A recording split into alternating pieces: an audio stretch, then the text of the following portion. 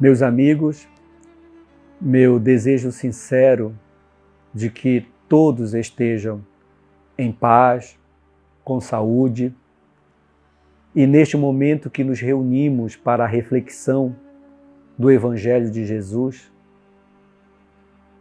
entremos em sintonia com o mais alto, com o próprio Cristo, com os amigos espirituais, nosso anjo guardião, para que eles nos envolvam numa atmosfera de serenidade, a nós, a todo o ambiente em que nos encontremos, abrindo-nos mente e coração, não só para o entendimento do Evangelho de Jesus, mas principalmente nos aurindo de força e perseverança para praticá-lo diariamente.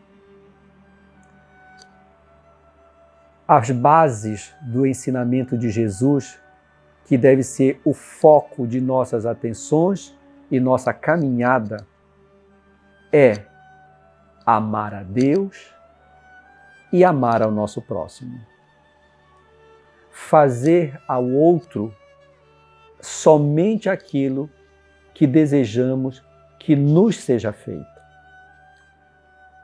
Se tudo isso fosse praticado pelos homens, não existiria mais miséria na humanidade, não existiria mais injustiça, não existiria mais corrupção, porque todos estaríamos preocupados uns para com os outros. Essas palavras nos são ditas por vários irmãos espirituais que se comunicam no Evangelho segundo o Espiritismo. E hoje, em particular, estudando o capítulo 13, intitulado Que a mão esquerda não saiba o que faz a direita, uma irmã espiritual que se identificou como Irmã Rosália, ela nos dá um grande depoimento de vida. Porque justamente ela, quando encarnada, praticou a caridade. E ela pede para aqueles que têm a posse material, aquele que nós chamamos de ricos, que percebam que do seu supérfluo, que da fartura de suas mesas, o que sobra disso, eles podem alimentar várias pessoas que estão passando fome. Ela nos desperta para a caridade material, por menor que ela seja, que todos nós podemos praticar. E justamente essa parte do Evangelho fala sobre a caridade material e a caridade moral. Mas, independente da caridade material, que ela fala que é extremamente necessária, a toda época da humanidade sempre existiram aqueles irmãos que estão passando por provas e expiações difíceis da pobreza e da miséria. Então, que é o nosso papel, dentro de nossas possibilidades, o auxílio material, sim. Mas também existe uma caridade considerada mais difícil de ser praticada, que é a caridade moral. E a irmã Rosália nos cita alguns exemplos de como praticar essa caridade moral, que é suportarmos a convivência uns com os outros, sermos tolerantes e compreensivos uns para com os defeitos dos outros. Ela nos dá alguns exemplos, que são calar, mesmo diante de um tolo, deixando-o falar, dar sua opinião. Se fazer de surdo diante de uma palavra ofensiva ou de alguém nos caçoando por ainda não compreender.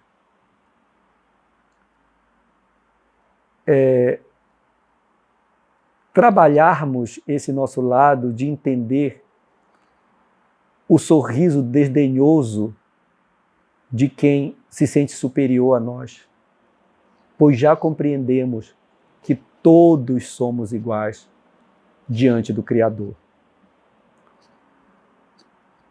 Então, a prática dessa caridade moral nos trará felicidades que ela nos diz que num futuro próximo, já como exemplo, encontraremos a felicidade, o retorno desse bem praticado, tanto material quanto moral, no sorriso daqueles que irão agradecer por aquilo que fizemos. E foi o que ela sentiu quando desencarnou, quando se viu rodeada de amigos, queridos, envolvidas em preces de agradecimento por aqueles que ela desinteressadamente auxiliou. O que foi que Jesus nos disse? Se deres a esmola com a mão direita, não deixa que a esquerda veja, faça isso em segredo, não precisa ninguém saber, porque Deus que está no céu sabe. E o retorno virá, que é esse retorno do agradecimento de quem menos você espera, porque ajudou de forma desinteressada. E também ela nos pede para pensar que muitos daqueles miseráveis que estão pelas ruas, carecentes do amparo material, carecentes de uma palavra de auxílio, de amparo, pode ser um ente querido de vidas passadas. A gente não para pensar nisso, mas é uma verdade. Quanto dessas pessoas em necessidade não pode ser um ente querido de vidas passadas? Se pensássemos assim, provavelmente nos esforçaríamos mais em dar o auxílio.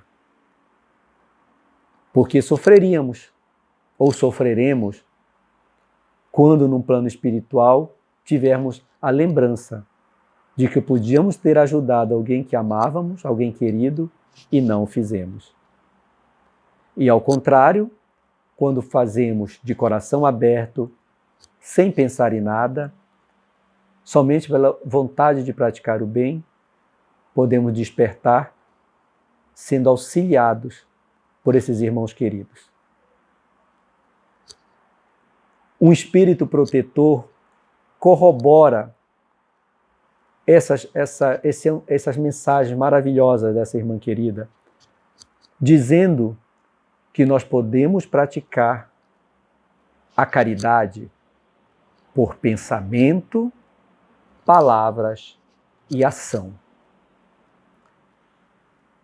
Mesmo aquele que diz que não tem nenhuma condição material de ajudar, porque também passa por dificuldade, mesmo o necessitado, ele pode praticar a caridade por pensamento quando eleva-se em oração, pedindo por aquele que sofre, pedindo força para que aqueles que muitas vezes, junto com eles, passam pela experiência difícil, tenham a fé, a perseverança de que serão auxiliados.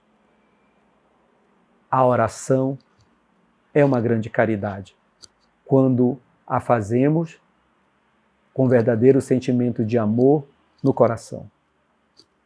Ela é ouvida e anjos do céu irão ao auxílio daqueles a quem estamos orando.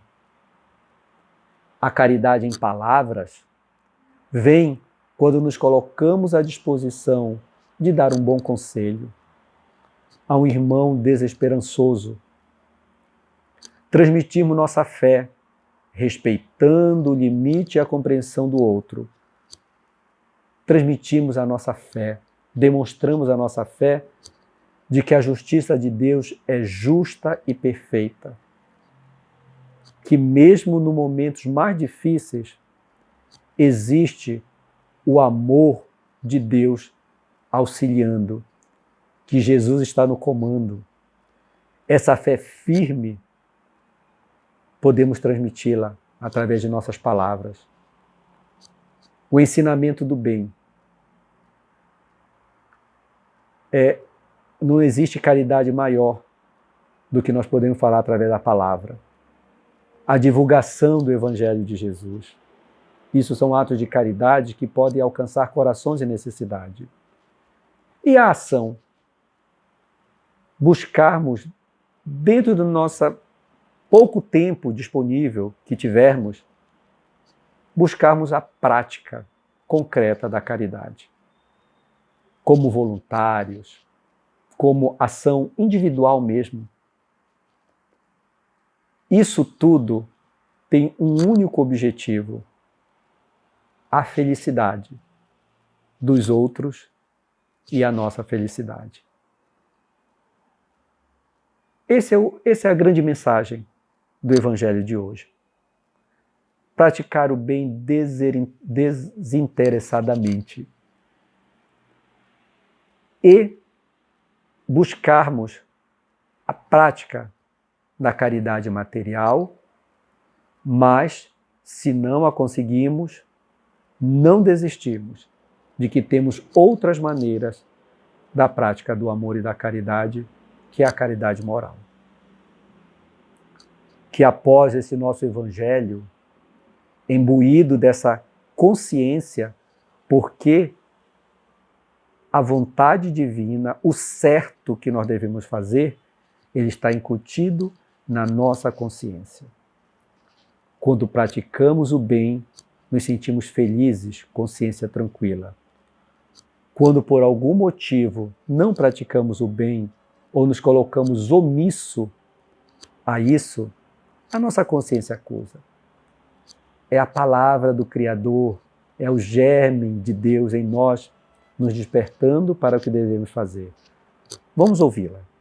Eles pedem, Jesus, os amigos espirituais nos pedem, ouçamos o nosso coração, ouçamos a nossa consciência, que se ela está tranquila, é porque nós estamos no caminho certo. Que após essa reflexão, façamos a nossa vibração com muito amor, com muita sinceridade, pedindo um amparo para aqueles que sofrem, para aqueles que neste momento necessitam muito das nossas preces, da nossa doação fluídica, do nosso magnetismo, até mesmo com o merecimento de receber a cura de seus males físicos e de seus males morais. Façamos isso, esse ato de caridade, hoje e agora. E que Jesus, Mestre amado, e todos os seus mensageiros de amor nos auxiliem para que, determinadamente, façamos essa nossa caminhada, não desistamos dela, hoje e sempre. Um grande abraço, que Deus nos abençoe.